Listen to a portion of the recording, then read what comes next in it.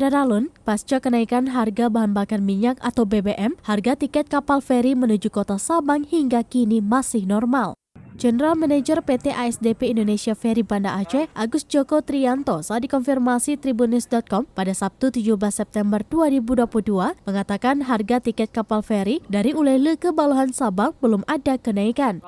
PT ASDP selaku BUMN tidak akan menaikkan tarif secara sepihak karena harus sesuai instruksi dari pemangku kebijakan.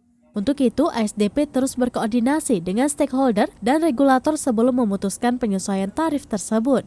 Saat ini, harga tiket kapal feri dari Pulau Weh Sabang maupun sebaliknya untuk kelas ekonomi yaitu Rp28.800 untuk orang dewasa dan Rp16.200 untuk anak-anak.